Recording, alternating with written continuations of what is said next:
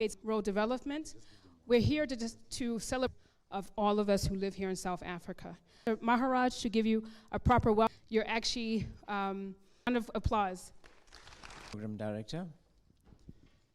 A very warm welcome to Minister Didiza. Thank you for making the time to be with us. The DG, Dr. Guest here today. For the biosecurity is a priority for South Africa, for which the responsibility needs to be shared between government, industry, universities, communities, and other research institutions.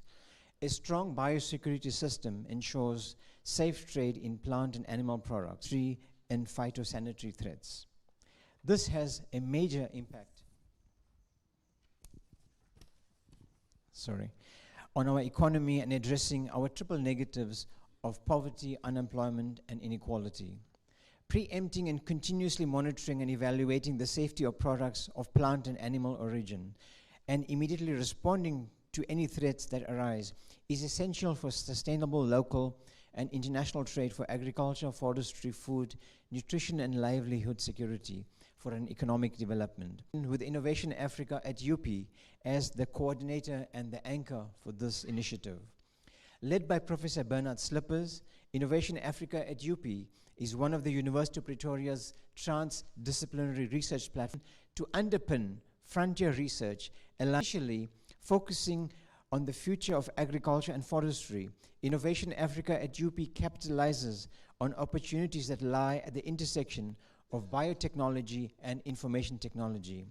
Of this, the National Biosecurity Hub that is being launched here today is an excellent example. With the networks and capacity already established, the new connections being added on a continuous basis, Innovation of the agricultural and the National Biosecurity Hub will draw on a broad base of research expertise across leading institutions, including the Faculty of Natural Agricultural Sciences and our Faculty of Veterinary Sciences that plays an important part in animal sciences and other disciplines. This will contribute to of willingness, expertise, and of course hard work to get us to this official launch today of the National Biosecurity Hub. And it is something we can celebrate, as it will play an inestimable role in building resilience in our country's economy, instilling confidence in our trading partners about our biosecurity strategies and standards, and meeting all our trading partners' related compliance regulations. This will help to increase our market access, economic growth, and job creation along the value chain. For this, we are grateful to the two departments present here today to help us to realize this activity. Through the hub, we have now an essential national key point where specialists and technical experts from the industry, government, and research institutions can achieve a number of goals, of course, including combining the strengths in increasing national sanitary and phytosanitary, commonly referred to as SPS capacity, expanding research of known and emerging biosecurity threats, developing the required transformative human capital development in the biosecurity field, of course providing information and research services to clients in the public and private sectors, and of course meeting the SPS requirements of international trade and promoting engagement on SPS matters through appropriate communication structures. This hub will empower South Africa in the monitoring and early detection of biosecurity issues and speedy and appropriate response to contain and eradicate risks. The hub will significantly enhance collaborative working arrangements between government and stakeholders affected by biosecurity threats, rather than having these groups act independently or in isolation. As we know, if we work together, we can have strength and have more impact. As we all know, the risk posed by plant and animal exports and conducted diligently to prevent the introduction of pests and diseases from imported and exported communities. In addition, immediately comes to mind. Government has been dealing with the foot and mouth crisis, but we are confident that through the hub, government will be greatly assisted in dealing with this disease, strengthening surveillance networks and bolstering control systems. An important role of the National Biosecurity Hub, given that diseases know no borders, and will be to work on strengthening biosecurity systems in the region, on the continent, and with all trading partners beyond our borders. In response to the fall armyworm invasion, for example, our grain industry took the lead in putting surveillance systems in place and researching the biology of the pest as part of the consortium with government as the regulator to learn as fast as we could about this threat and how to deal with it, including making sure the appropriate agrochemicals were made available. The monitoring systems are still in place, and ongoing research is being done by universities, government, and industry. Robust biosecurity, taking the right preventative measures or acting fast during the early stages of an outbreak, critically helps to prevent and reduce its spread. The development and maintenance of the National Biosecurity Hub will, of course, require dedicated, long-term, and sustainable funding in order to leverage the human and financial resources and infrastructure required to support the national biosecurity system. We look forward, as the University of Pretoria, to partnering with you in striving for the highest levels of biosecurity for our country, continent, and the world, so that we can play a pivotal role in secure food systems as outlined in the Sustainable Development Goals, to working together and building something that our country can be very proud of and future generations can really be proud of. Thank you very much and have a great day.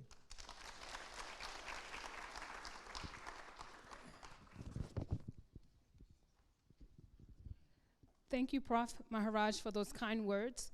I think you started out by being grateful to the Department of Science Innovation and Department of Agriculture, Land Reform, and Rural Development for the opportunity, but I would say that we'd like to say thank you for being an implementing agency. Without you, this was not possible. So again, thank you for your cooperation in this process. So like Department of Science Innovation, she's going to give you a presentation on some of the high-level outcomes of the National Biosecurity Hub performance. I can't see our favorite department, but I think you're up the top of the list. So, Maneshri, please come forward. Do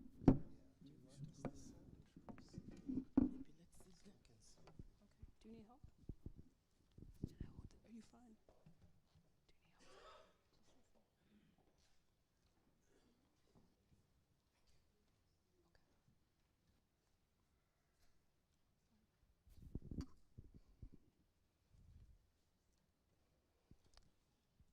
Thank you, Chair. Good morning, Honourable Minister, distinguished guests, ladies and gentlemen, all protocols observed. It is a pleasure for me to present the high-level outcomes of the National Biosecurity Hub. In my presentation, I will be giving a strategic overview in terms of why we're doing this, how the hub is set up, but also some examples of work that is ongoing. Next slide, please. Now, some of the key policy linkages in the work that we do is the National Bioeconomy Strategy. The National Bioeconomy Strategy was approved by Cabinet in 2013, and it defines a new paradigm in terms of how we use biotechnology to address the needs of the country. It's about using bio-innovative technologies, products, processes, and services to contribute to socioeconomic impact. And we do this through a value chain approach, noting that there are many bottlenecks in the value chain that we will need to address to ensure that the impact is realized. There are strong links with the National Bioeconomy Strategy, with the new decadal plan of agriculture, which really positions us as a nation to use innovation to contribute to service delivery innovation, but also to modernize productive sectors of the economy, such as agriculture. And in doing so, we want to be able to support inclusivity and transformation, and to do this through creating an enabling environment for partnerships, creativity, learning, and entrepreneurship. And this links very strongly with the Agricultural and Agro-Processing Master Plan.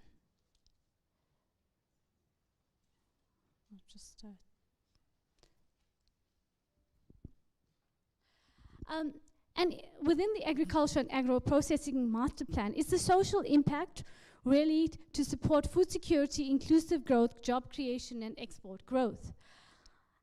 It also positions the Department of Agriculture as the lead sector line function department to deal with challenges that have been affecting the sector, but to look at how partnerships can ensure that agriculture can be revitalized through support for various and bringing various stakeholders together to address some of the big challenges. Now, next slide please. Some of the most glaring challenges affecting agriculture include climate change, food security, but also pests and diseases that have a significant impact in terms of how we do our work.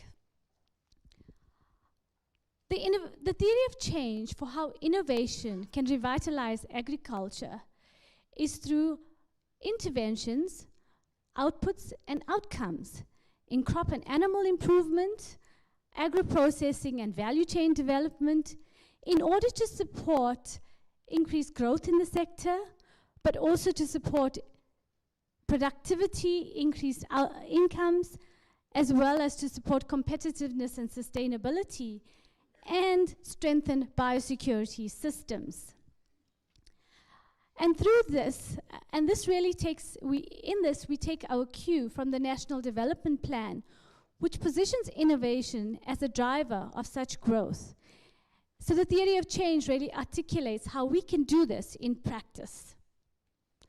Next slide, please. So pests and diseases have a significant impact on our food. This is, in particular, some of the quarantine diseases, both in the plant health sector, such as fall armyworm, tuta, absoluta, and banana bungee top virus, and also in the animal health sector. And in his opening remarks, Prof. Maharaj alluded to the FMD, etc. But there are quite a number of other diseases that really impact our food security. So new pests and diseases also arise as a result of climate change. And these affect not only the production levels, but also affect the availability of food. Now, if we look at plant and animal health, if we are producing goods in terms of plant and animal health, it's also critical to look at the safety of these products, because if you're looking at a full value chain, it's about the safe and nutritious products, which also then arrive in our market. And there is a need for sufficient regulation, particularly in the informal markets, for capacity development in terms of phytosanitary measures, for looking at quality issues, as well as ensuring that we safeguard our trade in the country. Now, in addressing the pest and disease management strategies, that means innovation and research, regulation, risk analysis, capacity building, and monitoring and evaluation, and surveillance, as well as decision support systems that help us protect our food systems. Next slide, please. This slide then sort of just positions how the bioeconomy strategy and the master plan are actually addressing these.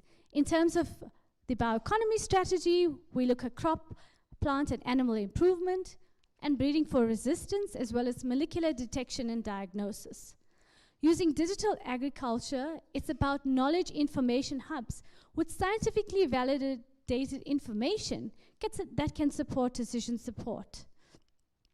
It's also about ensuring productive value chains, and also looking, like I've mentioned previously, about safeguarding our food in terms of food safety and nutrition, and looking at precision agriculture for food quality and safety.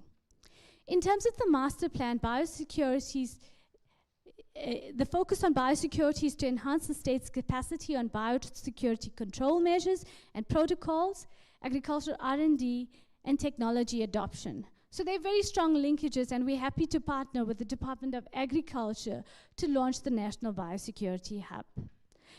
The Agriculture Master Plan has been approved by Minister Diziza in May 2022. Next slide, please. So taking a look at regulation in the policy implementation space, the National Biosecurity Hub will use international standards to develop national systems for phytosanitary and phytosanitary systems in South Africa. And this is governed by the World Trade Organization's Agreement on Sanitary and Phytosanitary Measures, which specifically provides 3 standard-setting bodies: the International Plant Protection Convention, the World Organization for Animal Health, and the Codex Alimentarius. And the goal of the Biosecurity Hub is to use these international standards to develop national systems for sanitary and phytosanitary systems in South Africa, to build technical and information management services to meet the SPS requirements of international trade. Next slide, please. So the vision of the Biosecurity Hub is to be relevant across all agriculture and forestry sectors. So whilst we have the Department of Agriculture here, in terms of the DSI and the bioeconomy strategy, we look at agriculture, forestry, and fisheries. And we've been working with the forestry sector as well, and we'll continue to do so.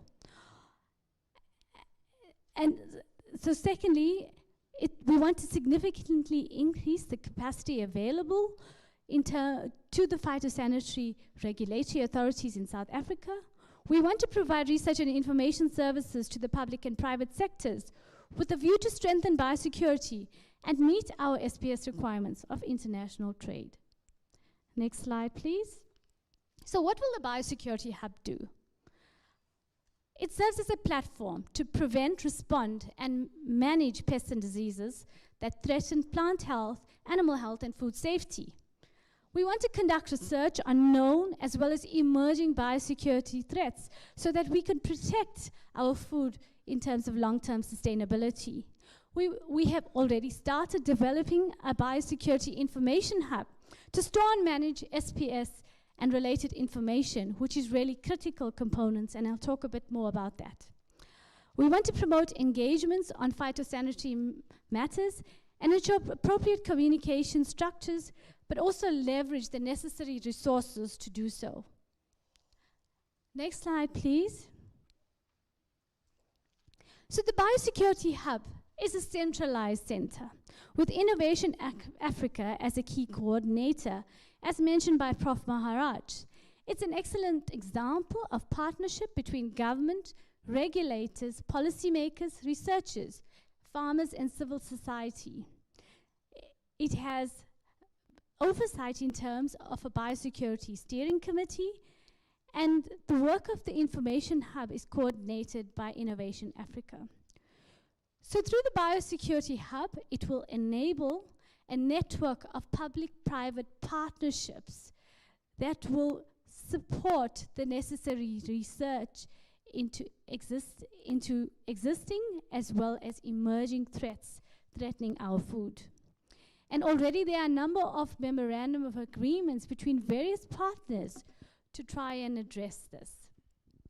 Our target customers are SPS regulatory authorities, industry bodies, associations, importers, exporters, producers, processors, forestries, and nurseries. Next slide, please. So what will be the key focus of the hub?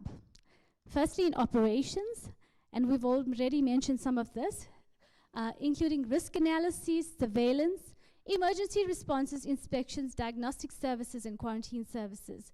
And secondly, the focus is on research, as I've mentioned, to look at the potential and current threats. But it's also about supporting policy development and capacity development, and the provision of expertise and technical assistance, the necessary capacity in terms not only for the public and private sector, but looking at how we train people in SPS development, curricular development, etc.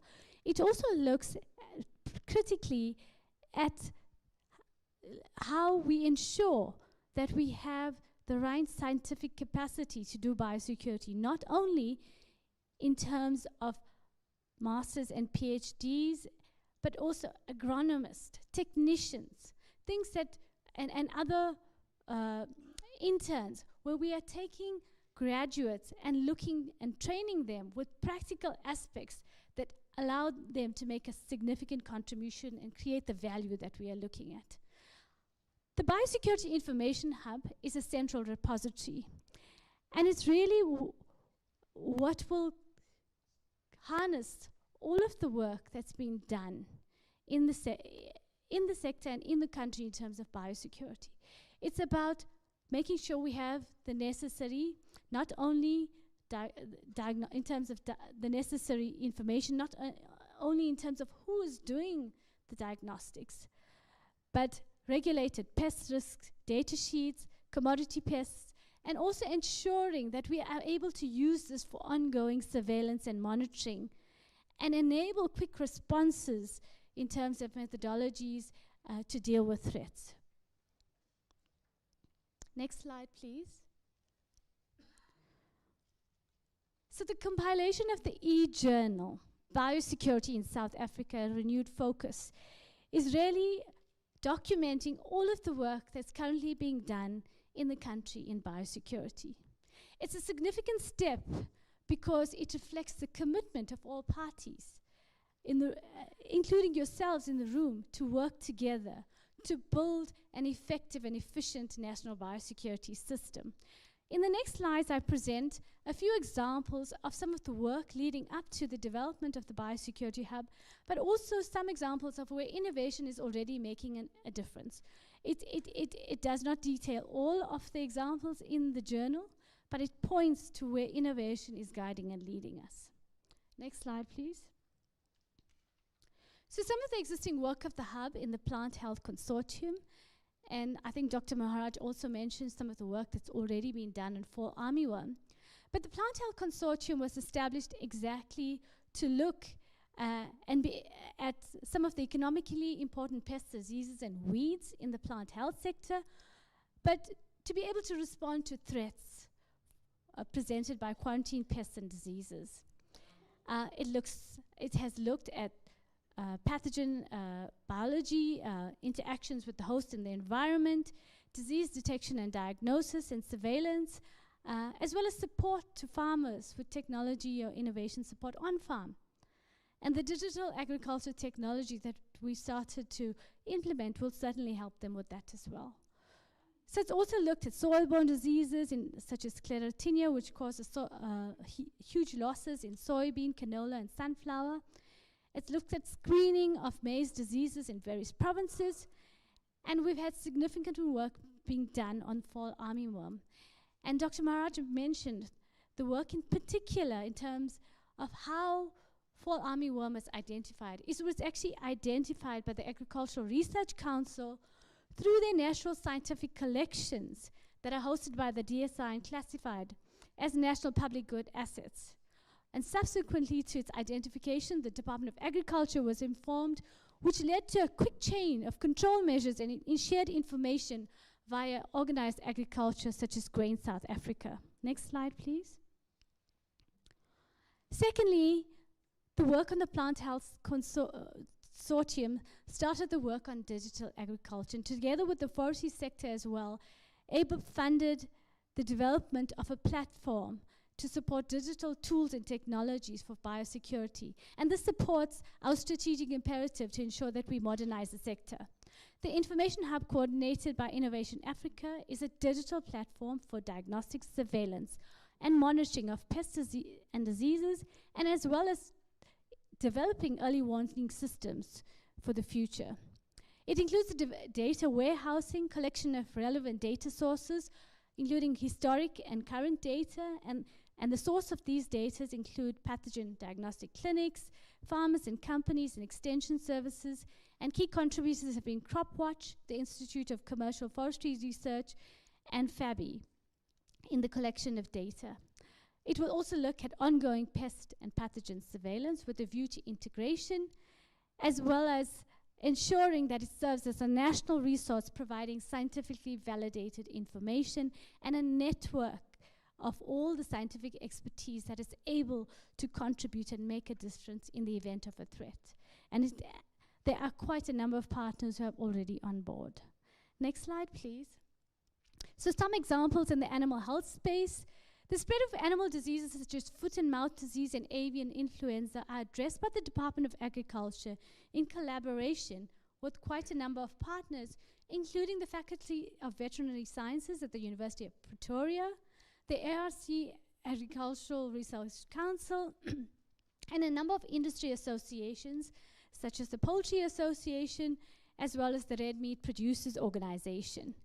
And control measures include inspections, movement control, physical separation, vaccination, and traceability. And I'll talk about the LITS traceability and system in a moment. There's also research focused on the University of Pretoria in terms of development of a vaccine for avian influenza H6N2. And this is endemic to South Africa, so we can develop a vaccine for it. And the partners are the UP Saatchi Research Chair and the CSIR. The DSI and the TIA also invested in the development and validation of a point-of-care veterinary diagnostic that has now been spun out by a company called TokaBio. And this technology actually combines biotechnology with digital technology so that you can track the spread of a disease in real time. And this technology is currently being validated, so samples may be collected in field, but the software can track the spread of the disease as it moves in real time. So the ABER program of the DSI supported also the completion of diagnostics for aquaculture. And this is critical because the CSIR is developing lab-on-chip technologies, which is really about changing the way we do our business, where you can really test for multiple diseases and have big data systems that really collate this information and allow you to really be effective in terms of multiple diseases. Next slide, please. There are quite a number of projects and programs that are currently being supported by the Animal Health Technology Innovation Cluster Program that is led by the Technology Innovation Agency. And it includes all of the technology developers in the animal health space, including ARC, UP, University of Cape Town, as well as the CSIR. And there are quite a number of projects which are at various stages of commercialization. The one that I've mentioned, which has already been commercialized, is the point-of-care diagnostic for avian influenza and FND by TokaBio. Next slide, please. So some examples of the work in food safety. The Center for Food Safety in Applied Science and a consortium comprising of Stellenbosch University, Listeria, specifically the ST6 organism that caused a huge outbreak of listeriosis in South Africa. And I think that work was significant, and we can really learn from some of the lessons that have come out of that. Secondly, the livestock identification and traceability system is an innovative biometric system for livestock. Animal identification systems are mandatory prerequisites to international trade, and implementation, therefore, is critical to access international markets, such as the EU, China, as well as the US. And currently, the Department of Agriculture, Land Reform and Rural Development is rolling out this project together with some support also from the CSIR. Once it's complete, it will support preparedness for pandemics and ensuring resilient and safe food supply chains. Lastly, we're also supporting a number of international programs, and DSI has supported one of our EU Eureka programs in terms of one of our local companies that is looking at sensor technology for food quality as the fruit moves along the fruit sorter. So, and this is a collaboration with the Netherlands, and once this technology is complete, we have, the project will support local manufacturing in South Africa as a first choice. Next slide, please. So lastly, just to emphasize, modern agriculture has changed the way we approach agriculture. And through the hub, we are provided with the tools of how we can increase efficiencies in terms of biosecurity, but also support growth. Biosecurity has a significant impact on food security, food safety, and trade. It therefore affects every citizen of the country, be it direct or indirect. With that, I thank you. Last slide, please.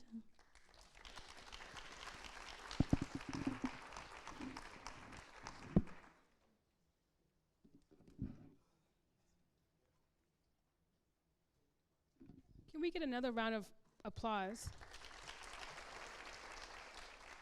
I mean, sometimes you go for celebrations for different reasons, weddings, funerals, and so forth, you know, end of tears and after tears and so forth.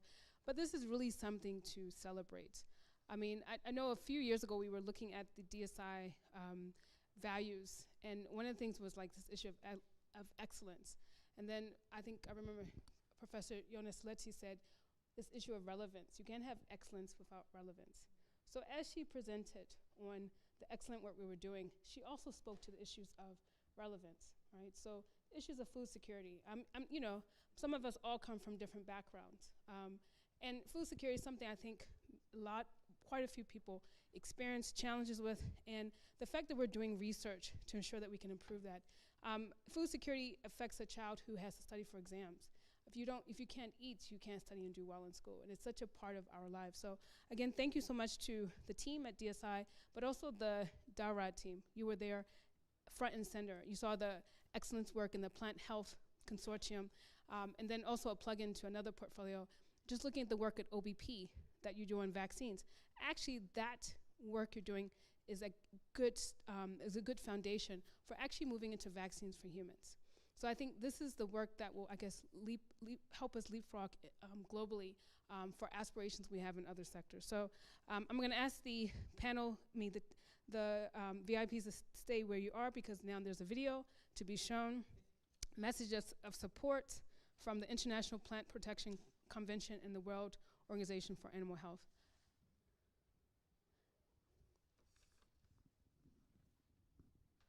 Hello, everyone. I am Osama Elisi, Secretary of the International Plant Protection Convention, IPPC.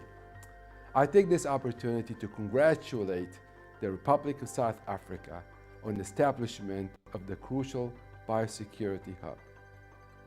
Ladies and gentlemen, members of the plant health community know all too well how important plant health is for food security and life. In fact, plants account for 80% of the food we eat and produce 98% of the air we breathe. However, we lose as much as 40% of agriculture crops every year due to plant pests and diseases. This amounts to more than $220 billion in annual losses in agriculture trade.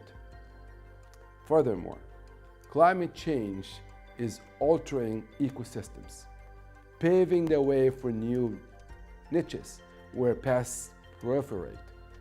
This has also been associated with the rise in plant pests and invasive species. In the last 40 years, invasive pests have increased by 40% and have cost countries at least $70 billion annually. In the meantime, more people are going hungry around the world. Last year, 828 million people in the world faced hunger, according to the latest FAO report on the state of the world's food security and nutrition. That is 14 times the entire population of South Africa. As most everyone is aware, the International Plant Protection Convention is the global standard-setting organization for plant health.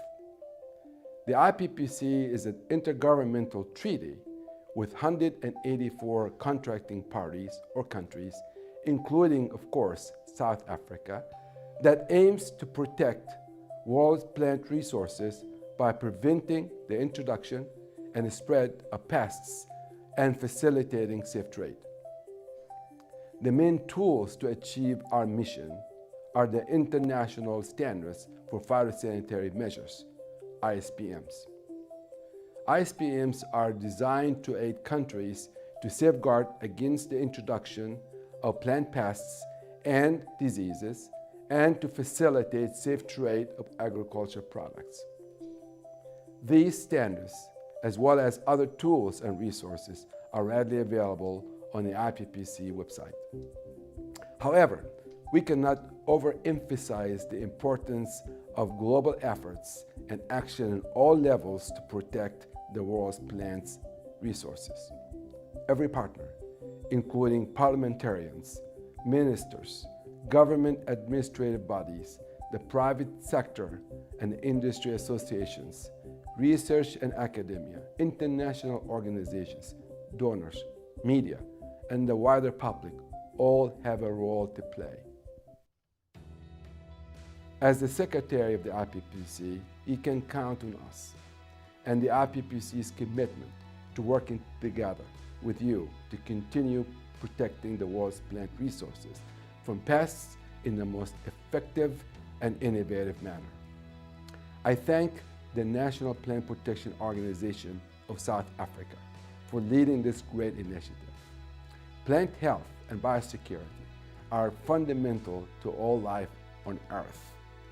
I am certain that this biosecurity hub will be an excellent forum to facilitate sharing of knowledge, enhancing cooperation, and working together to develop ways of strengthening plant health and biosecurity in the region.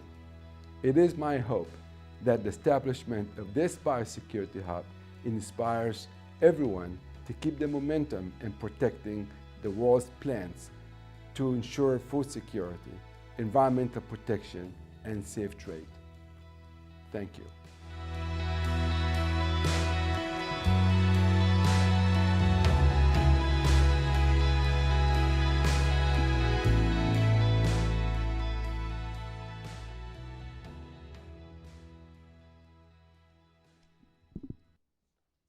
I believe we have one other video, the World Organization of Animal Health. No, okay. Well, that saves us a bit of time. So I'm going to call forward, you know, it's great to give instructions. It doesn't happen very often.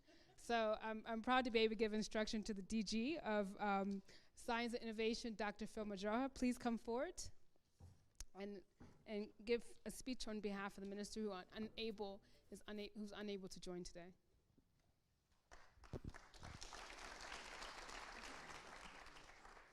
Yeah, thanks very much, Rebecca. I oblige in taking the instruction from the team at the DSI. So the Minister of Agriculture, Land Reform and Rural Development, Ms. Togo Didiza, you're welcome. The DG of department who could not join, I know he's unable, Mr. Ramasodi. Also, I do know that the Vice Chancellor and the Rector could not make it today, but Dr. Sunil Maharaj, who has already welcomed us, is here, and Acting Deputy Director General from the Department of Science and Technology, Dr. Rebecca. I'm joined by, I think, a large number of DSI colleagues here. And then, of course, Acting DG Agricultural Production, Biosecurity and Natural Resources Management from Agriculture, and the entire team, Minister, from your department. I also recognize, I think, some people from our science councils, from the CSIR. I think I saw a couple of, and the farmers. I've also seen a couple of people from embassies here. So you really are all acknowledged, distinguished guests, ladies and gentlemen. I'd like to start by apologizing on behalf of our minister, who sends his apology, especially to yourself, Minister. He could not join this event because of other prior reasons, but he's very, very excited about this launch. And his excitement was so much that he's decided to send me to talk on his behalf.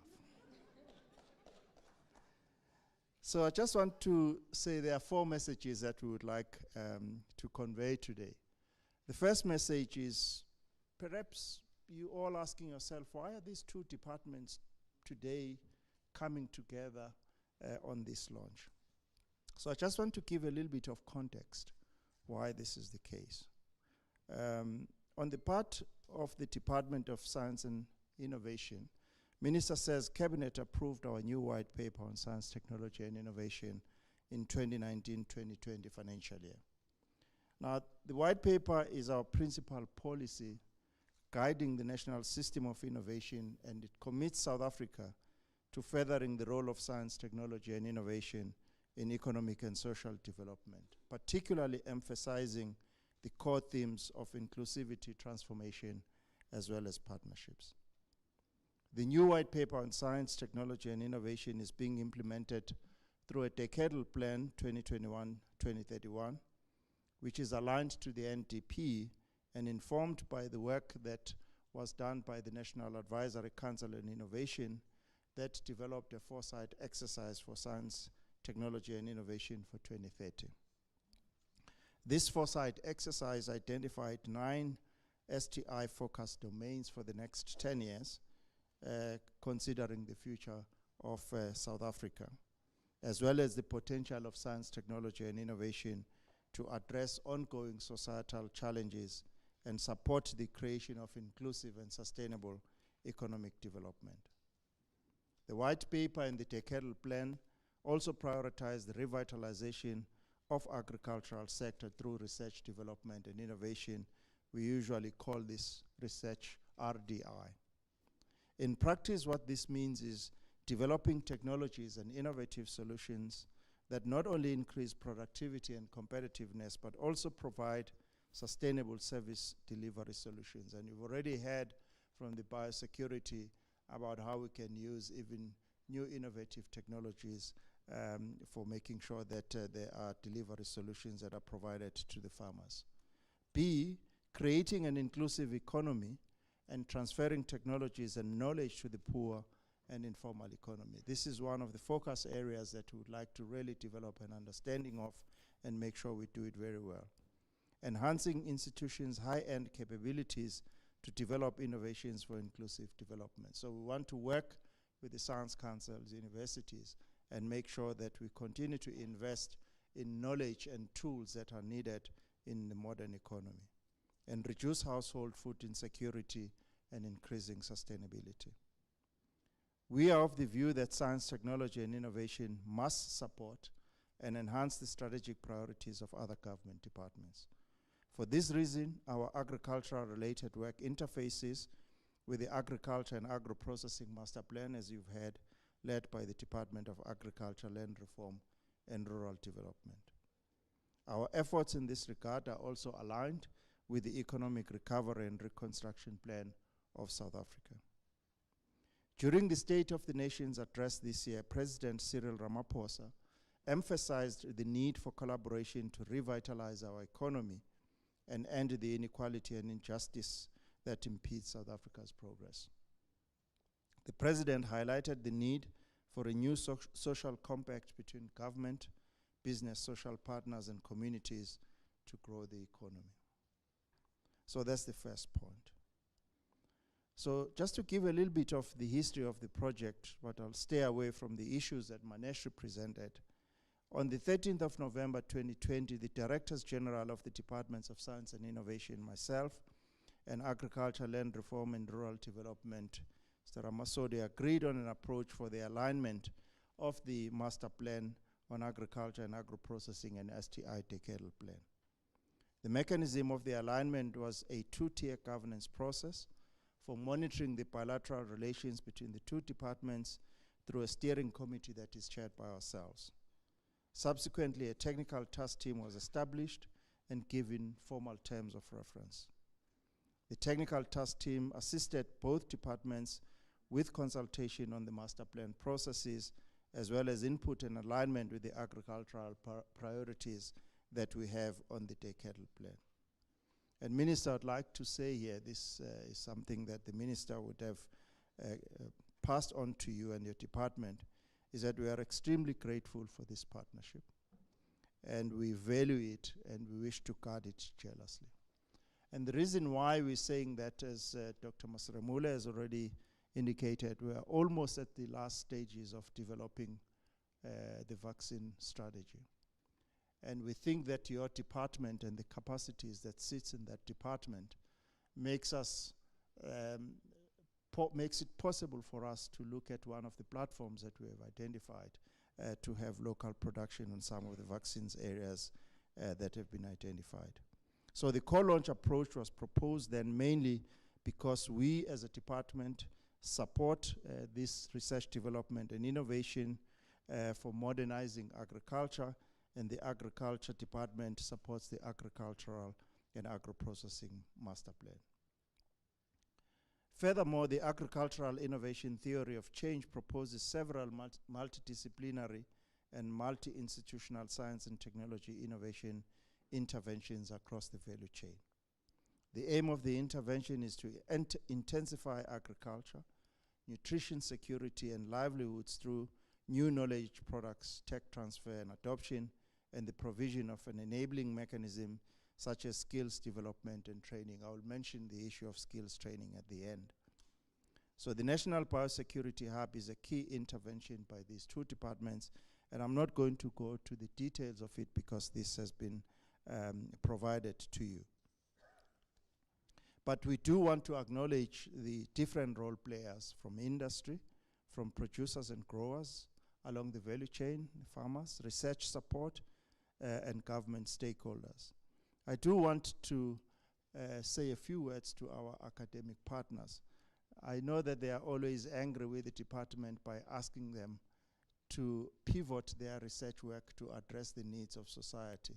I hope today they can celebrate with us and say that despite a department that has insisted that the research work that is relevant be done, that at least today you can be part of the celebration. So the third point is, what is our contribution to this hub? We as a Department of Science and Innovation, through what we call Agriculture Biotechnology Innovation Partnership Program, ABIPP, we are responsible for co-funding, coordination, facilitation, and the management of a range of research programs focusing on agricultural bioinnovation products, processes, and services. Professor Maharaj was saying that they need support for this, so we want to indicate here that these programs will contribute to increased productivity, food and security, and therefore as a department we will continue through this ABIPP program to support the work in this area. So this program, ABIPP, is managed by one of our entities, the Technology Innovation Agency that you see here.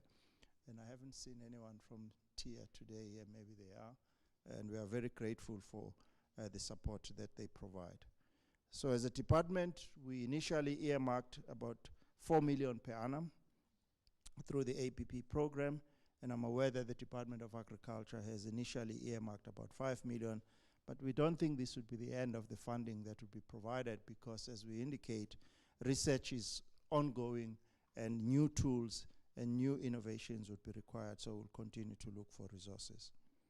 So the ABIPP program funded the development of a digital platform to support the piloting of tools and technologies using biosecurity data as a test case, which you've already seen. This platform, the Information Hub, is a cloud-based, community-driven data platform for transdisciplinary research hosted here at Innovation Africa as part of the National Biosecurity Hub. The launch of this National Biosecurity Hub, therefore, should be seen as an intervention to strengthen the existing efforts of all stakeholders to support robust, sustainable, and responsive systems for plant health, animal health, and food security, and to achieve sustainability and greater impact in our efforts to ensure biosecurity in agriculture in South Africa. And then the last point is strengthening collaboration with AgriSeta. As you know, the minister is the Minister of Higher Education, Science and Innovation. As you know, the ministry includes both the Department of Higher Education and Training and ourselves, and we would like to refer to the area in which the Department of Higher Education and Training and the DSI are working together as higher education, science and innovation landscape. We particularly call it the HESI landscape.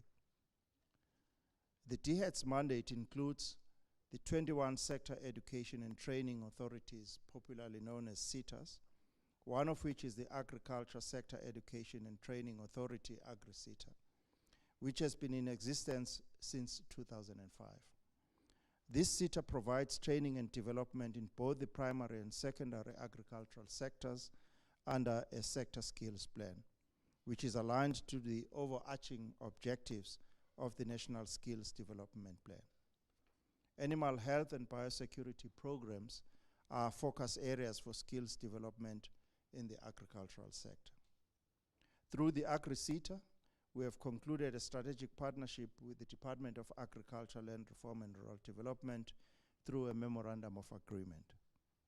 Central to the agreement between the Department of Agriculture, Land Reform and Rural Development and AgriSETA is to further the objectives of the National Skills Development Plan 2030, as well as the objectives of the National Agricultural Forestry and Fisheries Education Training Forum. In conclusion, we wish to thank the University of Pretoria and Innovation Africa for hosting the launch. And I'd also like to acknowledge the role and contribution of our partners, in particular the Department of Agriculture, Land Reform and Rural Development and the Technology Innovation Agency. Thank you very much. I promise, Minister Titiz, I haven't added much more than what the Minister had asked me to read. Thank you very much.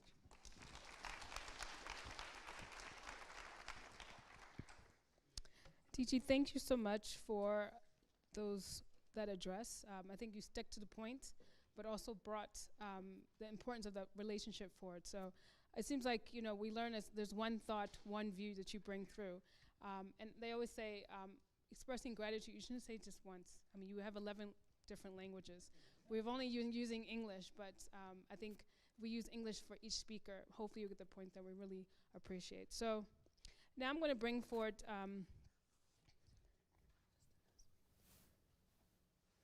okay, sorry, I apologize. You know, I think with since 2020, we've been doing a hybrid approach, online and in person, and I totally forgot about the guys who are online. So I apologize, our online colleagues.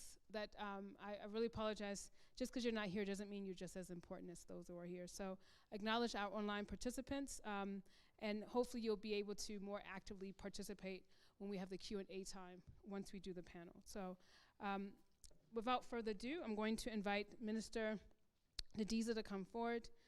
She's the Minister of Agriculture, Rural Development, and Land Reform. I must say, you know, I joined government 12 years ago. One thing I learned was the importance of policy, but also as a government official, another thing I learned is that, you know, you have this swagger as a government official when new policies get approved. So as I walked in and I met Dr. Jafta, Dr. Modisani, I can see that swagger that they had, because it seems like you just approved the agriculture and agro-processing master plan. So for Minister, they were swaggering because there's this policy that was approved in May. So again, thank you so much for, I would say, for the sector, making sure it happens so that the sector had a view of what needs to happen. And I think the importance of having a clear picture and understanding of what you should do is so clear. So, floor over to you, Minister.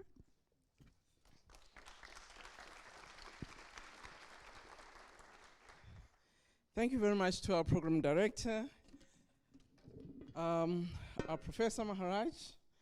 I'm not sure where is the visit today, because he has been saying monthly he would like to meet with me. So he has missed his third month.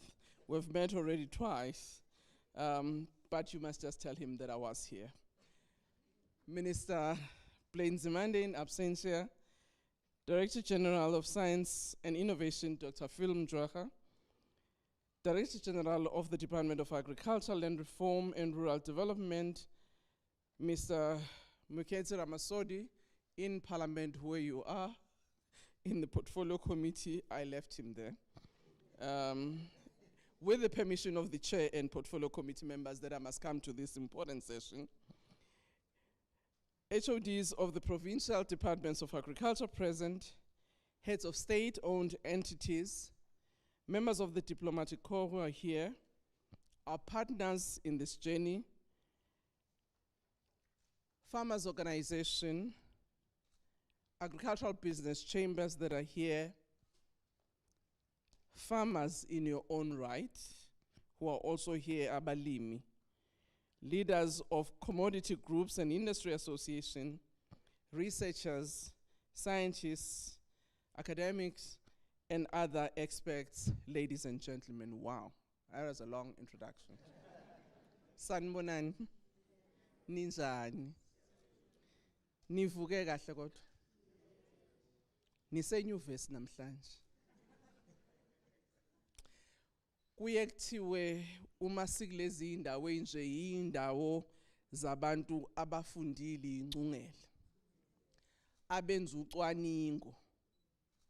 ukuze sazi ukuthi senze njani. Kodwa ngiye ngithi ulwazi oluningi balithola kithi, ngoba yithina esifika nenkinga. Ngithi ngibone lesilwane esimini, ngabona lokhu enkomeni yami ikhizane, mhlamba lisafana lamakhizane engiwajwayele. Bese ke laba abacwaningayo abakiyele esikoleni, bese ke bona beyaphenya baphenye besethi nansi inkinga. Kushothi ngamanye amazwi singabalimi njengoba sila siwumgogodla walomsebenzi esize kuwo namhlanje. Ngithi nje angisike kwelijikayo ukuze sihambisane sonke ukuthi kambe sizeleni namhlanje la osingaye, ngoba phela konke nje lokungenziwa uma singekho thina angeke kwenzeke. Namhlanje ke siwuhulumeni, umnyango wezobucwaningo nezosayensi kanye nomnyango wezolimo nezomhlaba kanye nokuthuthukiswa kwamaphandle sihlangene nenyuvesi yasePitoli kanye nephiko lomnyango waka Science and Technology olubizwa nge-Innovation Africa. Sonke sihlangene la ukuthi namhlanje sizobeka isizinda la thina njengabalimi sizothola ukusizakala ngezinkinga esibhekana nazo ikakhulukazi emasimini. Lokhu ke kusize kutheni lezi zilwanyana esiye sizibalo njalo kuye kuthi kwehlise umnotho waloko esikhiqizayo.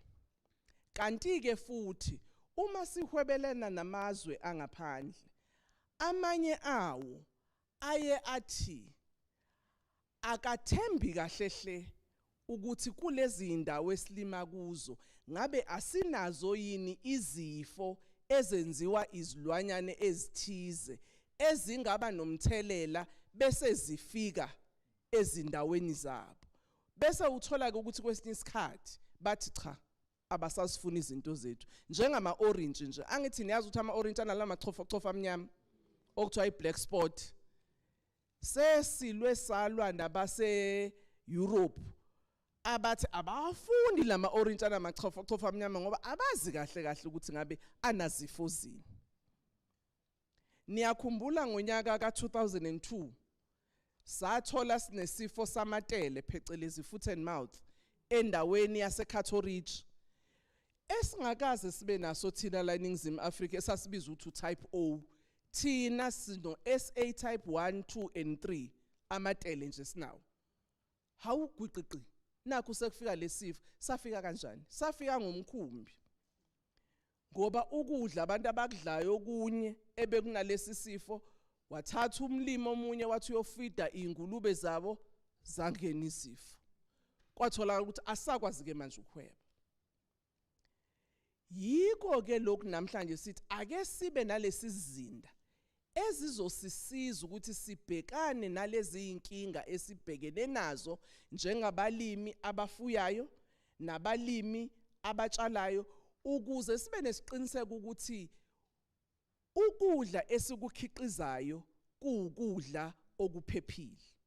Okwesibili, lolu cwaningo luzosiza ukuthi sikwazi ukubheka mhlambe kusenesikhathi ukuthi kungenzeka yini kube khona izifana mhlambe ezinye sizibona komakhelwane ezingahle sifike la zenze njani na.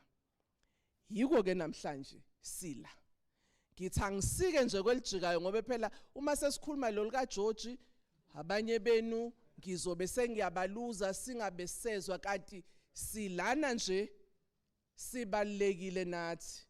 Noma singalwazi ulimi lwesiNgisi kufanele sazi ukuthi yini indaba sila, ukuze sithi nathi uma sesiphuma la sithi ha besisenyuvesi yasePitoli la besikade siyobeka isizinda esibizwa phecelezi ngolika George i-Biosecurity Hub.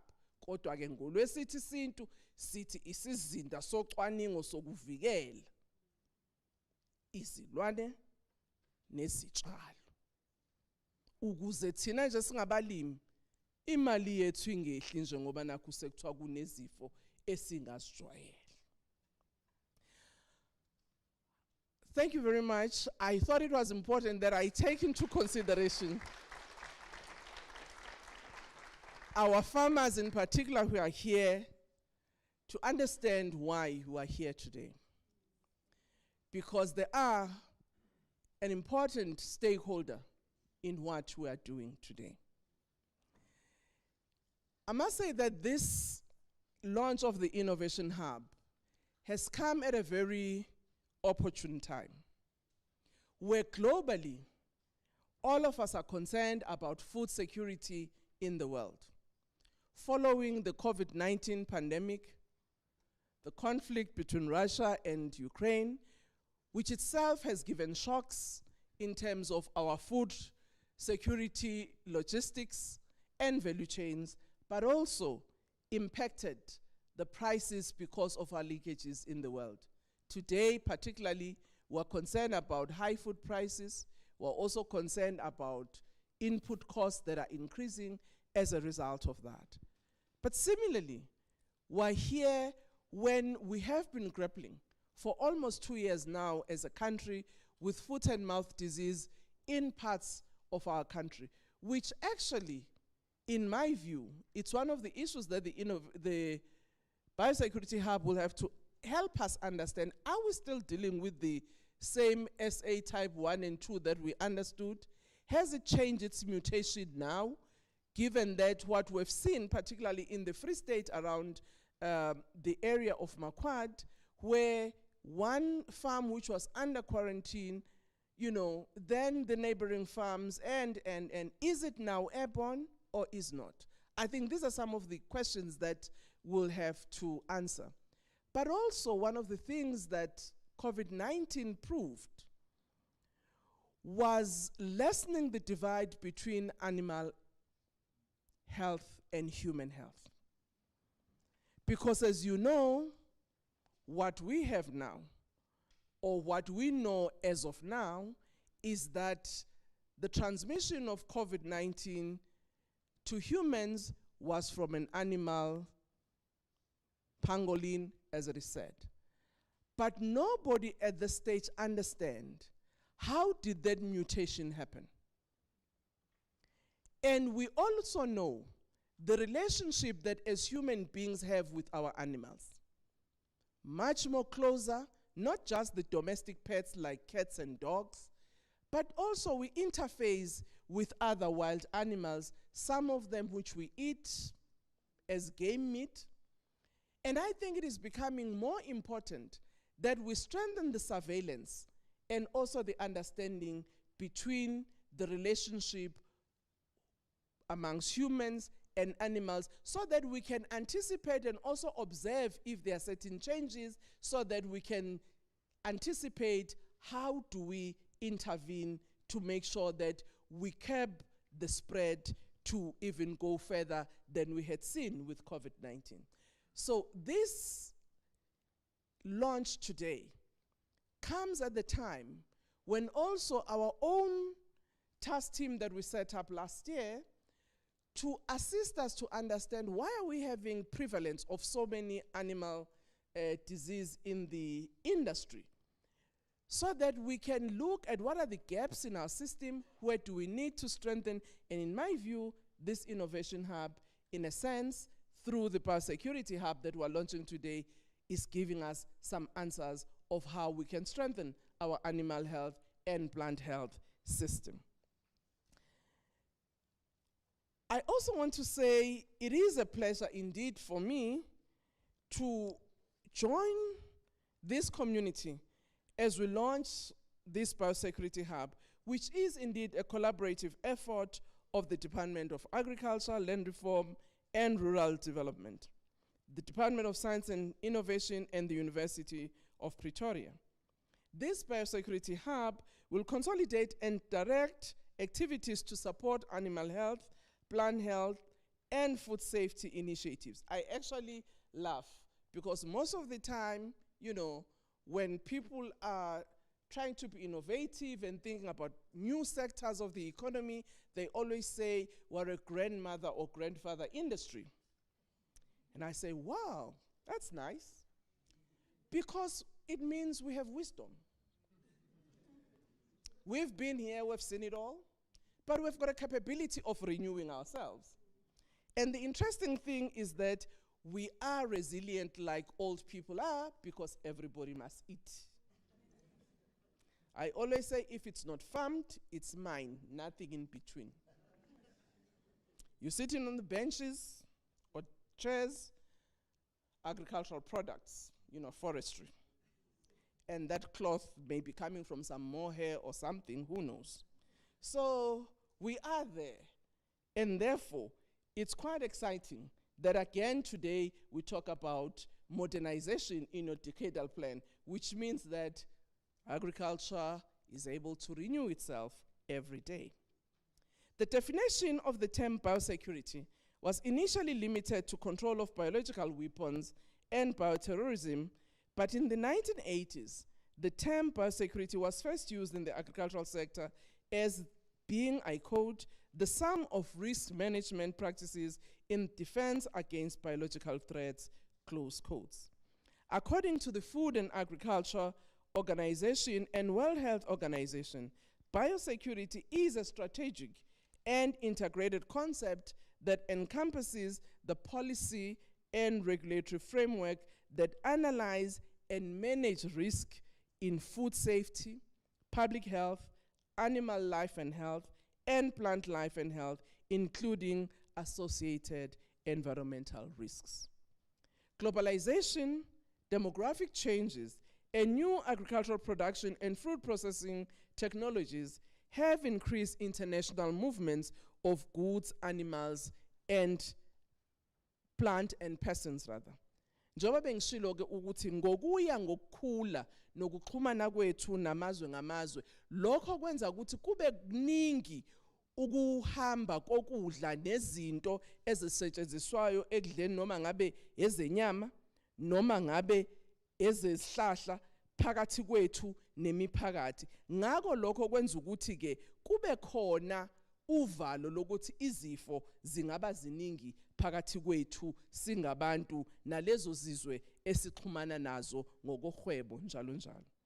As a result, the biosecurity risks have increased dramatically, requiring a holistic and integrated approach to prevention or limiting the spread of pests and diseases in the agricultural sector.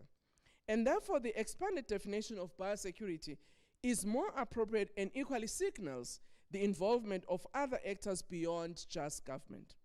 Whilst government is responsible for setting and maintaining the biosecurity-related regulatory framework, the scientific community, private sector, and producers have a definite role to play towards a holistic biosecurity system.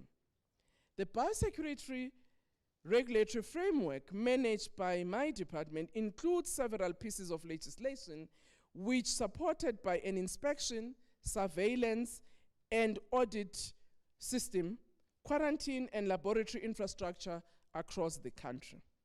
The domestic biosecurity related legislation is aligned to the sanitary and phytosanitary agreement of World Trade Organization. Angithi ngeke sikhuluma ngalento ekuthiwa i-SPS. SPS nje kusho impilo yokutshalwayo nempilo yokufuywayo. Kuthiwe ke kubizwe ngelimo oluthe phecelezi kuthiwa usanitary no phytosanitary. Siyeke sinemthetho kulelizwe esisiza ukuthi sikwazi ukuthi njalo sikwazi ukuyohlola eindaweni enisebenza kuzo kanye nalabo abanama laboratories ukuze sibonisane ukuthi ngabe siyawulandela yini umqathango owenza ukuthi kufanele sisebenzisane kahle kuvikeleke abantu kuloko esikutshalayo. The measures are to be science-based and technologically justified in line with the standards set by the international standard-setting bodies such as Codex Alimentarium, the World Animal Health Organization, and the International Plant Protection Convention. Adherence to the standards set by these international standards adequately protect human and animal as well as plant life. However, such measures must be scientifically justified, non-discriminatory in support of consistent and fair trade between countries. Program Director, Our reference to scientific justification is based on the realization that where there is trade, there is risk. Where there is risk, there is tolerance. This is not exceptional to our sector. It also happens in other sectors. The only way, in our view, to address tolerance is through scientifically justifiable requirements, or what is popularly known as the appropriate level of protection. And this is what, in our view, this hub will assist us with. This appropriate level of protection greatly advances measures to prevent or limit the spread and introduction of quarantine pests and diseases in order to prevent the potential destructive impact on sustainable production or risk to the territories of trading partners. In recent times, however, dispute has not escaped this disturbing trend despite the existence of an international framework aimed at ensuring fair and consistent trade. Our observations are that unjustified strengthening of SPS measures is directed to inhibit South Africa's competitiveness in key export markets. Admittedly, there is often a political interplay at work when disputes on SPS measures persist. However, it remains important for South Africa to continuously strengthen its existing biosecurity policy and regulatory framework. That is why I'm happy that also our industry partners, particularly in the agribusiness industry, are actually here and are supportive of this initiative. It is important for us to improve the capacities, both in terms of our technical capability, our information and technology, and physical infrastructure. We also need to improve our early warning system and response measures to ensure pests and this biosecurity hub in consolidating research on known and emerging biosecurity threats, human capital development, and the development of biosecurity information hub is therefore key. Find some creative ways to make sure that you also work with the farmers. In partnership with ARC and the provincial research entities in the provinces, this might be a good idea to look at the collaboration at that level. Because indeed, in order for us to anticipate threats, but also to be able to be responsive, we need to know what is happening on the ground. As we are consolidating our biosecurity efforts domestically, it also positions South Africa to play a leading role in the management of agricultural pests and diseases at a sub-regional and regional level. This is particularly important as pests and diseases have no respect for geographical borders. They do not carry passports and are not limited to entry through border posts.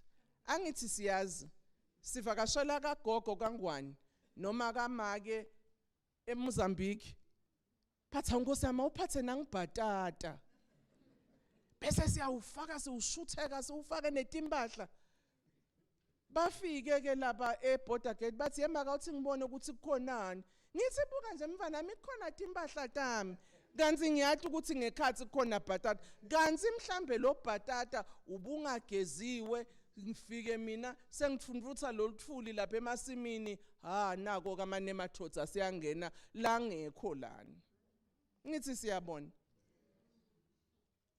You know, at times we go to our neighbors. You know, Pete is now farming in Mozambique, some bananas because the climate is good. And Pete sees the cousin visiting and say, hey, yeah, here's a banana. And the cousin find a way to shuffle the banana in the bag and cover with the clothes. At the border post, our control staff, they check and she says, no, it's just my clothes. You know, these dirty clothes. I was in a beach in, you know, Vlankulu in Mozambique. And whoo, banana comes, there the disease come. So that's what we're saying, that it does not know borders. Sometimes it's not because Pete or Mazondi had been visiting. Some of them can come with trucks. You know, the trucks that bring goods from one country to the other. And because we have the port, which a number of countries use, through Durban Port and others, sometimes they leave those diseases. So that surveillance becomes even more important. That is why this biosecurity hub will be important for us to anticipate when they do their surveillance, so that when there is such a problem, we can nip it in the bud before it can spread in the entirety of the country, or even spread it back to the region. So as we look at South Africa in terms of this asset, our eyes are not only limited, but we're also looking at the region so that we can make sure that we create a broader buffer for protection of our agricultural industry. It is important for us to make sure that an emergent threat manifesting in an African country north of the equator cannot be disregarded as movement of people and vectors. Continental Free Trade Area has come into force with the intention of increasing intra-African trade through deeper levels of ease, particularly important. We hope that this initiative will serve as a model for other countries, and as trade is being integrated, can also integrate efforts through biosecurity networks across the African region. As mentioned earlier, international standard-setting bodies fulfill a key role in the development of sanitary and phytosanitary measures. These developments are member-driven, and as we consolidate biosecurity efforts domestically and potentially regionally, there is a further opportunity to strengthen the regional positions in these international organizations. As you are aware, the Agriculture and Agro-Processing Master Plan, which have been mentioned both by the presenter who was taking us through what the hub will be doing, as well as the Director General, has been developed as an intervention in support of the country's overall economic recovery and reconstruction program. The AMP identifies livestock as one of the priority value chains, which has faced several challenges due to the unprecedented number of outbreaks of foot and mouth disease in the country. This is due to many factors, but the most important one currently causing the spread of the disease is the movement of animals, particularly in an attempt to access markets. When we put the country under lockdown of animals for 21 days, I had other people saying, now we can't lobola.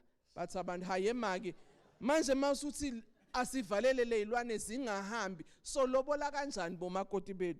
And I had to plead with them. I said, if you really love that woman, you would not want to use this opportunity to spread diseases to her family's head. So, himagancane nje.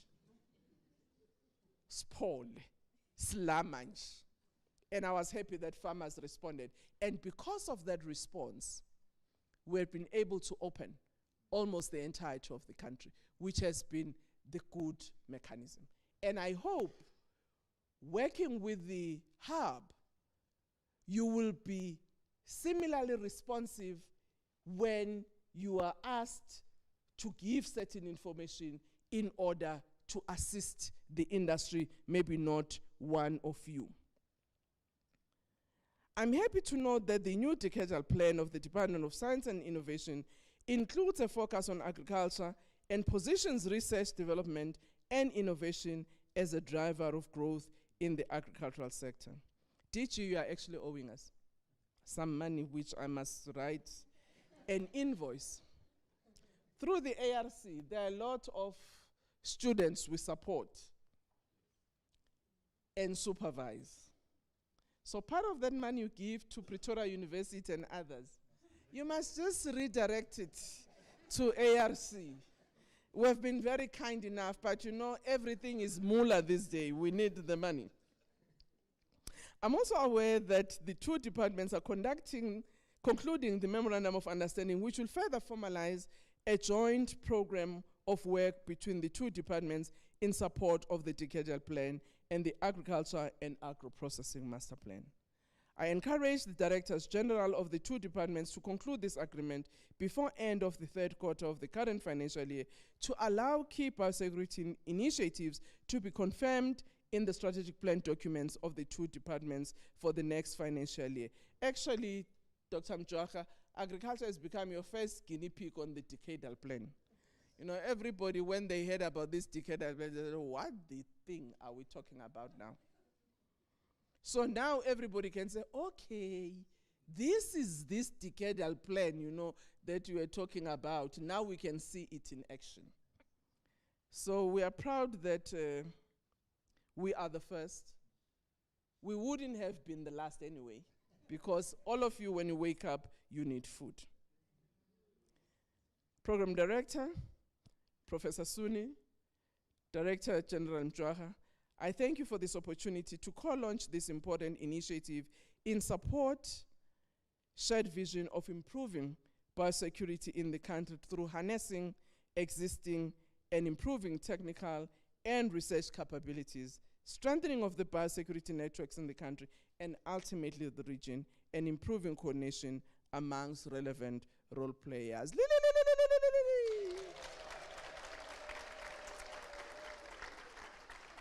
Isize yenzeka. Asisakhulumi nje. Nizwile imali mos siyifakile. Siyenzekile. We had been talking about this biosecurity hub. Yani, it's done. I hope Grain SA is going to, you know, part of your money from the trust, you will now contribute a little of it to the hub, because you know the fall armyworm and other things happen in your sector. And I've seen the citrus people here. Fruit SA, all your fruits, your avocados, your, you know, name it, your black spots in your oranges. We're willing to help you through this biosecurity hub, but we need the mullah. So that's my task. I don't want this to fail, so. And our partners, even though we are competitors at time, I'm not sure whether some of the embassies, the EU in particular is here, you know, guys. So after this, you will have confidence now that, you know, this black spot story. Scientifically, no threat. So now we're going to write you a thesis about the scientific, you know, issues around it so that my oranges can land in Europe. You know, I know Spain produces oranges, but Spain doesn't have the sun like in the south, so they're not as sweet, you know. But we can also share the markets, you know, with Spain. So as comparative and collaboration at the same time. And the poultry in Belgium, Netherlands, and France, guys, I mean, we will help you also to deal with avian influenza. I know you heard it last time. So we can share the knowledge of how we deal with the keeps, you know, as they are affected by avian influenza. So in that, I'm saying, if you put the money into this hub, we'll also be sharing that knowledge with you to help the agricultural industry in the north as well. And the US, I'm not sure whether they are here, but they will get the message. You know, we still want our avocados, so we'll have to give them a scientific, you know, document to support that says our avocados are fine. They don't come with anything. But congratulations, University of Pretoria, for allowing to host this important infrastructure for our country, and in particular, our agricultural industry going forward. I thank you.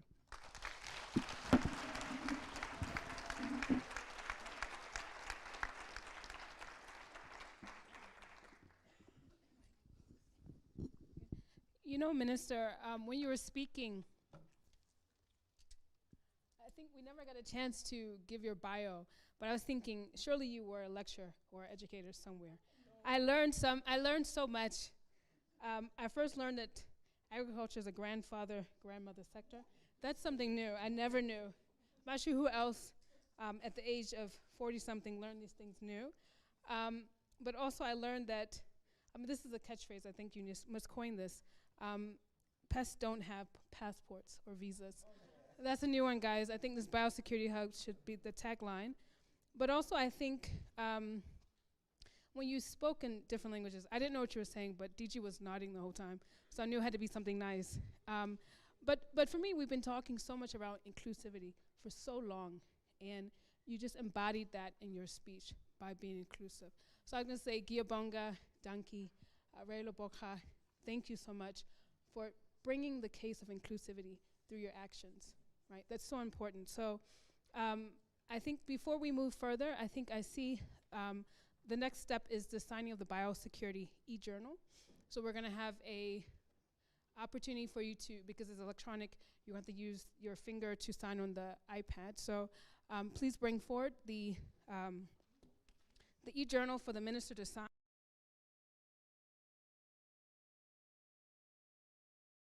So Minister, I think you can come here.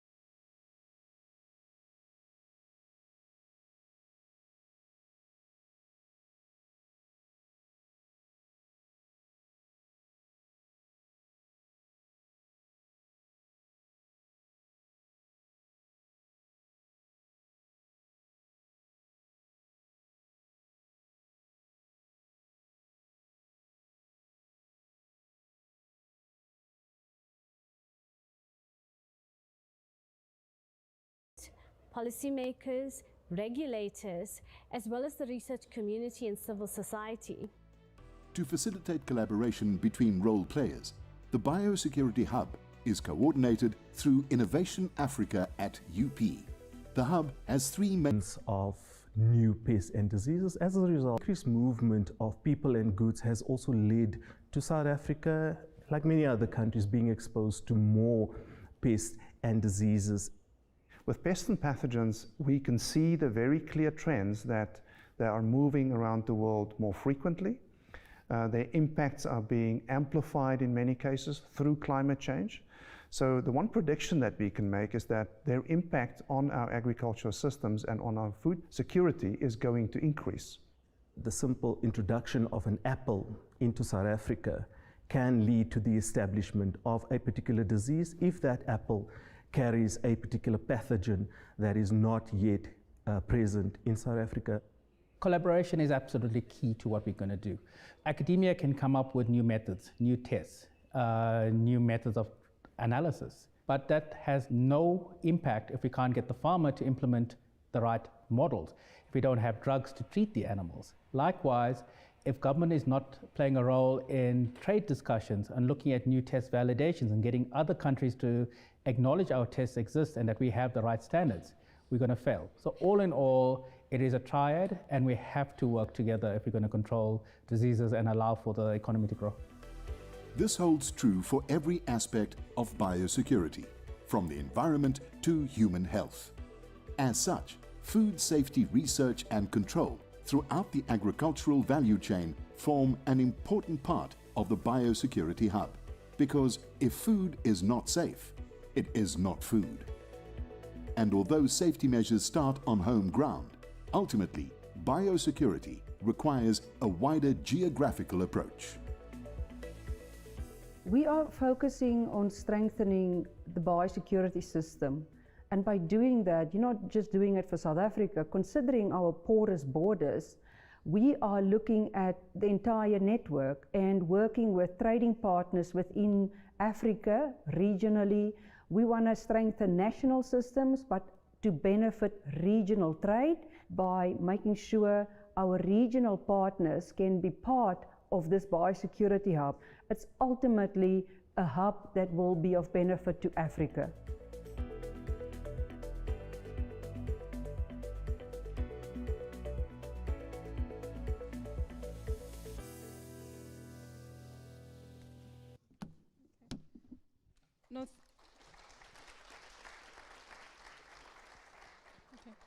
So now we're going to move to the part of the program where we talk to the issue around triple helix relationships. So we spoke to the triple helix as industry, academia, and government. So Dr.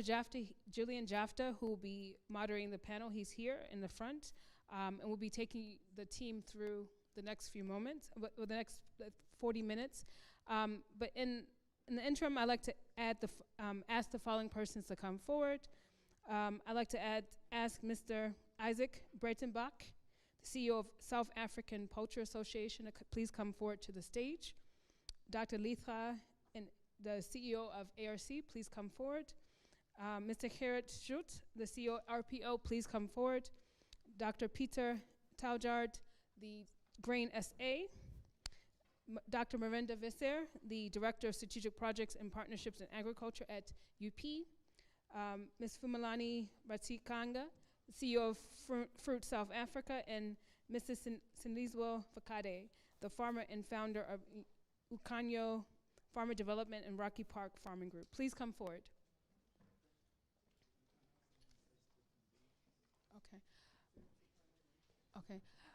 You know, you always say that, people always say government doesn't work hard, but we do. So our minister came here for a few moments. Now she must go back to her full-time job or her day job. So her second job is as an educator. Her first-time job is as a member of parliament. So can we have a round of applause for our minister?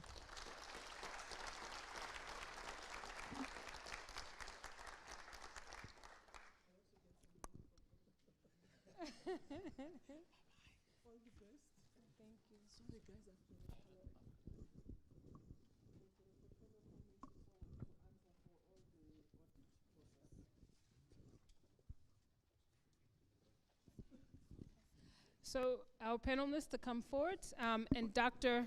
Jafta, I will say that when I first met him, I mispronounced his name. I actually tried to say Dr. Chichofa, and then he pushed back and said, no, never. That's an alien invasive plant. So that means that this is a real doctor. He knows what he's talking about, guys. So please, you have the next 40 minutes. They're in your hands. Thank you so much, Program Director.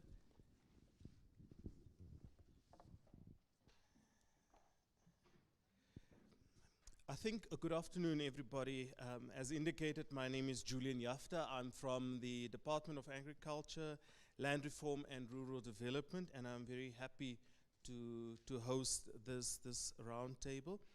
I am mindful of time, so I will try to guide the panelists in their responses. We've heard quite a bit on the strategic intent of the Biosecurity Hub, but I think it is equally important for us just to get a sense from the various role players on their views, because by now it should be evident that each would play a very critical and key role. So our questions have been structured in a way to give you an opportunity to respond to your views on the partnerships, and on the other hand also to give us some sense of what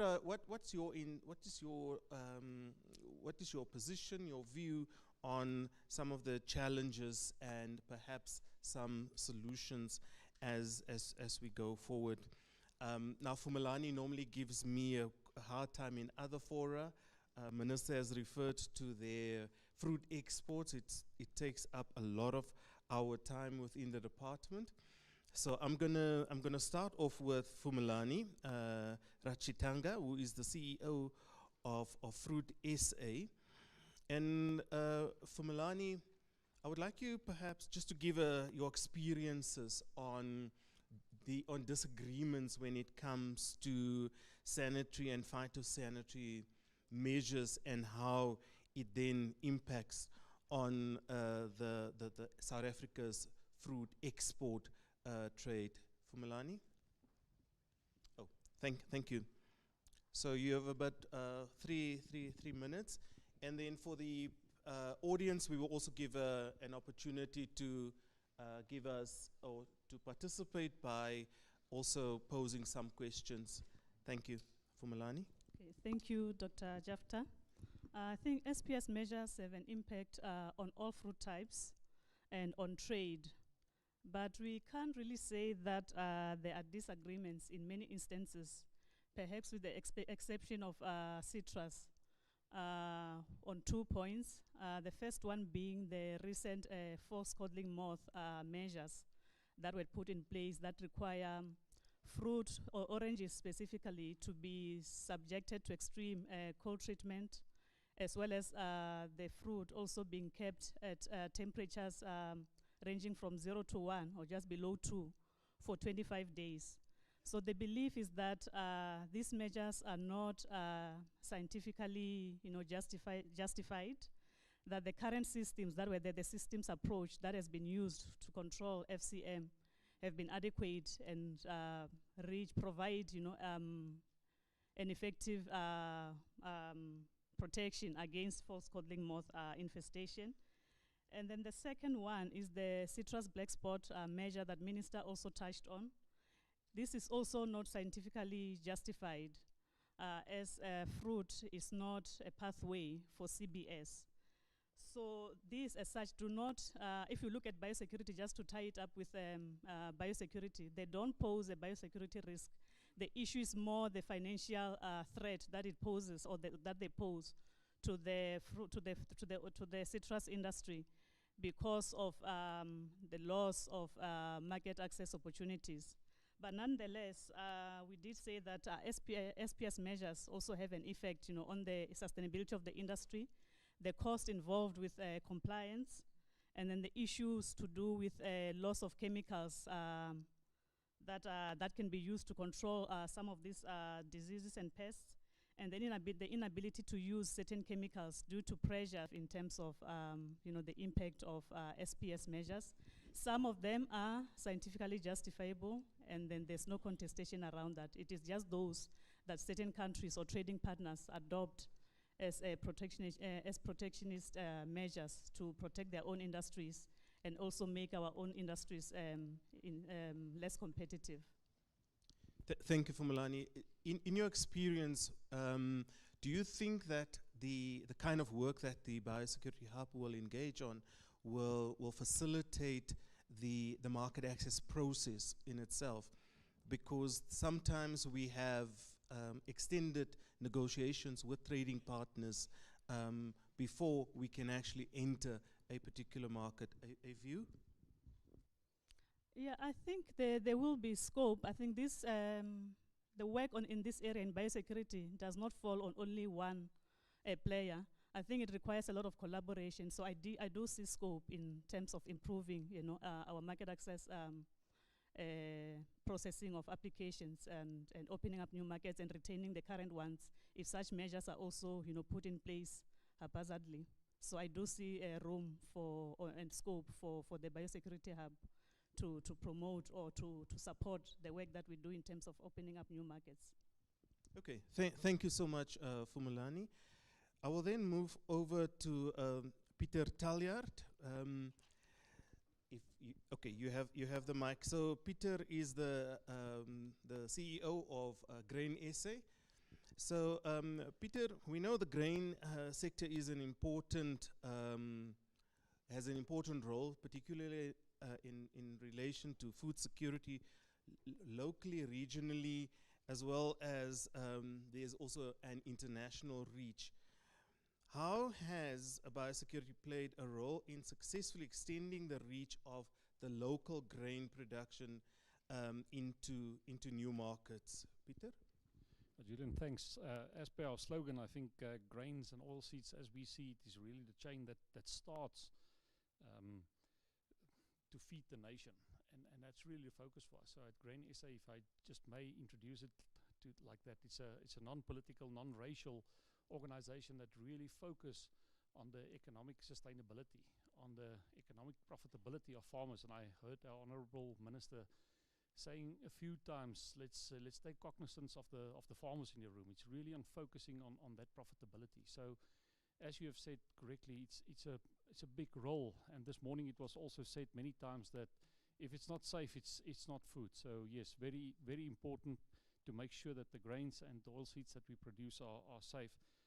But going back to industry, I think one of the industries that I want to use as an example is really the soy industry, to see what happened with that, and the importance that soy play in our local food security, and also the contribution to the economy. And it was really an industry collaboration partnership in working together. If you look at the past 15 to 20 years where we came from with soybeans and where we're at today, we today are at the situation where we need to ensure that we can export soybeans, and we replaced many tons of imported oil cake, which is typical in your animal feed sector. So the key focus was really that there was surveys, there's a continuous surveys that we need to do specifically on sudden death syndrome. And I think that's one of the biggest wins, that really need to focus on how do we make sure that we get this industry to grow, that we get new technology, new crop protection products on the market, that we can really support and grow this industry, and other advantages that really help farmers to grow their profitability. Profitability mainly because of crop rotation that's available. So yeah, a crucial role, not only in terms of this, but we also heard the minister saying that there's diseases that can spread from animals to humans, and how we interact. But I think many times in plant production, specifically in grains and oilseed, we feel neglected in terms of biosecurity, because we typically feel that biosecurity is an animal problem. But it's really crucial. There's other examples as well. But very often we learned about a farmer, a producer in the Western Cape that got infected by inhaling Sclerotinia spores into his lungs. So there's also other challenges that we need to focus on and make sure that we are safe. Thank you so much, Peter. And I think the important contribution there is around biosecurity is not just limited to animal diseases, because that's normally where the focus is, because when there's normally a huge media and other outcries when there's a FMD outbreak, but other diseases such as your fungal diseases, which can also impact on human health, is of concern. And Peter, I also believe that we've concluded now the soybean export program or protocol, or we're reaching the end to China, and that has also had a very significant collaboration between government as well as your industry. You want to perhaps refer to that as well? Yeah, and the key focus is really to make sure that you're well in time, because you need to envision this coming. We need that futuristic view, because it's actually perfect in time, because given the season where we came out and the season we're going into, we really see that farmers are going to produce more soybeans this year.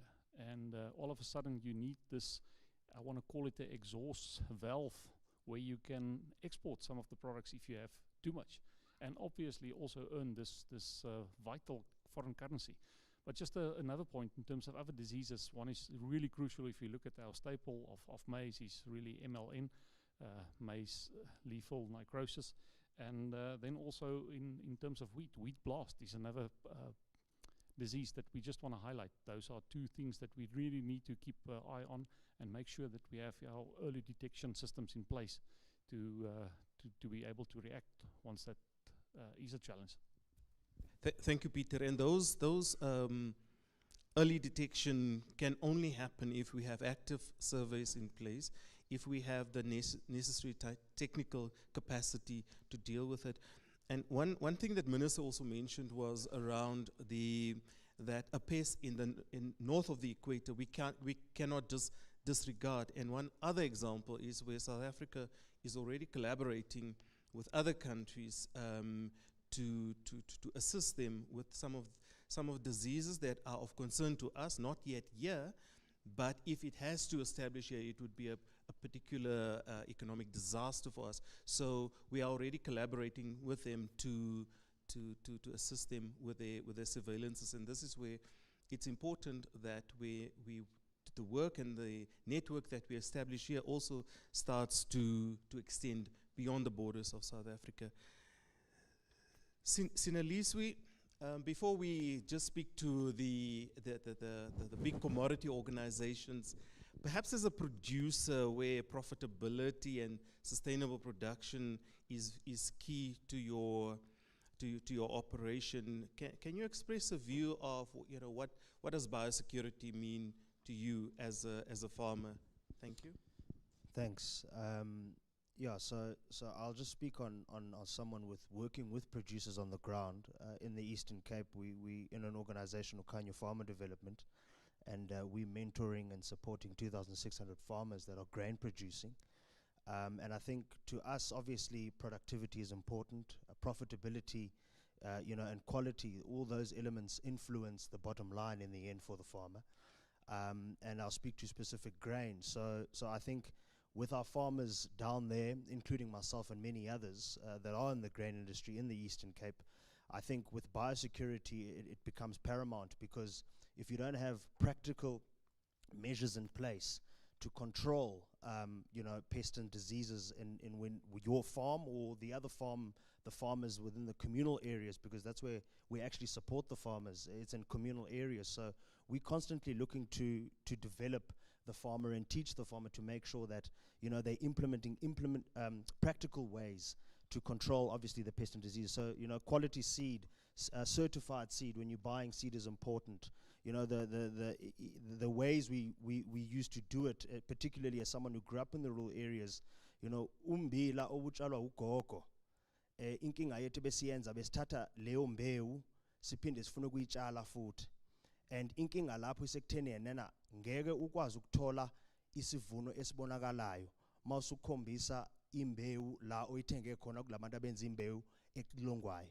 So it's important that those practical ways are ways in which we teach the farmers, particularly at the ground, with no biosecurity measures in place. Mawungakwazi ukukhusela ukudla kwakho nangendlela ovelisa ngayo, vele uzaba nenkinga yokuthi imali ngeke uyibone kahle. Nendlela ovelisa ngayo nokudla okwenzayo ngeke kuvele. Thanks. You are from the Okanya Farm